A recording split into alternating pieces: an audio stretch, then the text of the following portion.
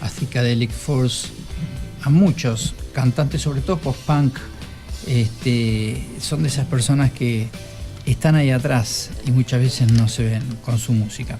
Bueno, voy a pasar el Facebook más de 2, el tweet @sorraquinmiguel, YouTube Miguel Sorraquín, sitios www.masde2.com.ar, ahí ven las notas, contacto con nosotros y bueno, vamos a caer dado que hoy es el cumpleaños de Francisco Moreno, ¿verdad? Así es, hoy hubiera cumplido años. Hubiera cumplido años, así que para ahondar y conocer un poco más su historia, lo tenemos a Eduardo Lázari del otro lado de la línea. ¿Qué tal, Eduardo? ¿Cómo estás? Miguel Sorraquín te saluda. ¿Qué tal, Miguel? ¿Cómo le va? Un gusto hablar con usted. Un gusto. Bueno, ¿cómo recordarlo a don Francisco Moreno un día como hoy? Bueno, en primer lugar, siempre uno lo vincula con el nombre con el que es conocido, el Perito Moreno, porque quizá una de las acciones más trascendentes que hiciera para con el país fue su tarea como perito en límites durante la disputa con Chile, y que su tarea fue tan extraordinariamente buena que permitió para la Argentina mantener casi la totalidad de los territorios que estaban en disputa.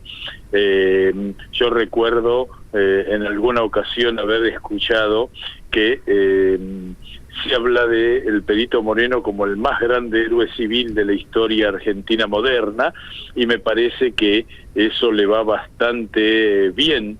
Un hombre que nace allá por 1852, que va a ser un científico autodidacta, y se cuentan por centenares las distintas organizaciones, instituciones en las que él tuvo que ver.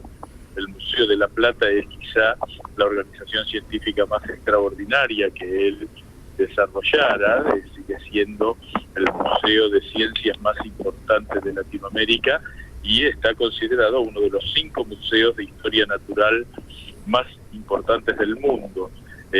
Un hombre que, su tarea como perito en límites fue muy significativa, pero desde crear los Scouts hasta haber creado los primeros comedores escolares, que en ese entonces se llamaban cantinas, allá por 1914, un hombre que tuvo que ver con la instalación de la Argentina en la Antártida, allá por 1904, y un difusor de la ciencia, un explorador extraordinario, el hombre que le da el nombre al lago argentino, es decir, un personaje fascinante de la historia argentina, lamentablemente no recordado como corresponde.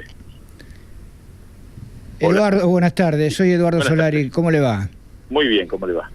Me gustaría saber si nos puede hacer algún comentario, porque he leído por ahí de la increíble relación de confianza que durante sus viajes supo crear el Perito Moreno con los indígenas o los pueblos originarios, debería decir, de aquella época.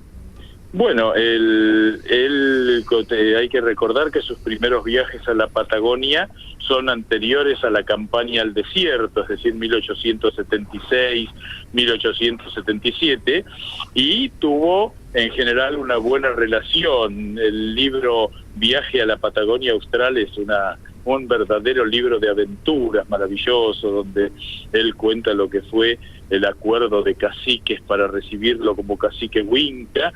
La pasó muy mal cuando él estuvo en la zona que en ese momento dominaban los araucanos, en el Valle de las Manzanas, lo que hoy conocemos como el Valle del Río Limay, donde lo habían sentenciado a muerte y él escapó junto con un colaborador por encima de la corteza de los árboles. Él tenía una visión bastante interesante, porque él sostenía que los vicios, lo decía de esta manera, a los cuales se habían acostumbrado los indios habían sido a partir de su contacto con el hombre blanco, que se había aprovechado de la condición digna. De hecho, es uno de los pocos hombres de la generación del 80 que defiende con mucha pasión el tema de los derechos de los indios. Yo uso la palabra indios, que es la que en los tiempos del Perito Moreno se usaba, y realmente era una visión humanista extraordinaria,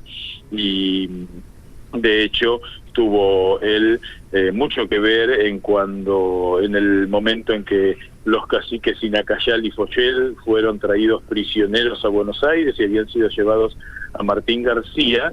El Perito Moreno fue quien intercedió ante el presidente Roca para que fueran llevados al Museo de la Plata, donde convivieron con el propio Perito Moreno de un largo tiempo.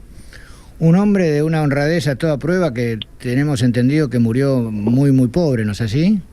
Claro, él, digamos, vende lo que hoy son los terrenos del Instituto Bernasconi, en el barrio de Parque Patricios, donde estaba la vieja chacra de los Moreno, y cuando en 1914, en medio de la crisis provocada por la Primera Guerra Mundial, decide él encargarse del mantenimiento de las cantinas escolares que había creado unos años antes para dar de comer sobre todo a aquellos hijos de inmigrantes que no la estaban pasando bien. Él decidió hipotecar todos sus bienes para mantener esas cantinas escolares, y el cambio de tiempo político que se dio hace un siglo, en 1916, hizo que se fuera inclemente con lo que él había hecho, se remataron todos sus bienes y muere allá por octubre de 1919 sin ningún homenaje y en una pensión en la calle Charcas al 4400. Un hombre llamado de alguna manera a ocupar un lugar secundario en la memoria histórica, quizá por sus características de personalidad. Nunca se digamos, buscó tener una figuración especial. Fue diputado, como diputado, y se redactó las leyes de fomento de los territorios nacionales, y un dato curioso es que el día en que se trasladaron sus restos a Bariloche, recordemos que fue también el que donó 5 leguas cuadradas para crear el primer parque nacional argentino y el segundo parque del mundo, es decir, el primer parque nacional en el mundo fue el de Yellowstone en Estados Unidos y el segundo fue el Parque Nacional del Sur, hoy Nahuel Huapi. Cuando se trasladaron sus restos el 15 de enero de 1944, se habían pensado una serie de homenajes bastante notables, y esa noche se produjo el terremoto de San Juan, con lo que incluso su sepultura en la isla Centinela, que está allí en el centro del lago Nahuel Huapi, fue absolutamente silenciosa por el evento trágico del terremoto. Bueno, buenísimo recordar a Francisco Moreno y los valores que representa, que parecería que sería bueno tenerlos más presentes todos los días, ¿no? Sí, sin duda es un patriota ejemplar, un argentino apasionado y fundamentalmente un hombre serio en su trabajo.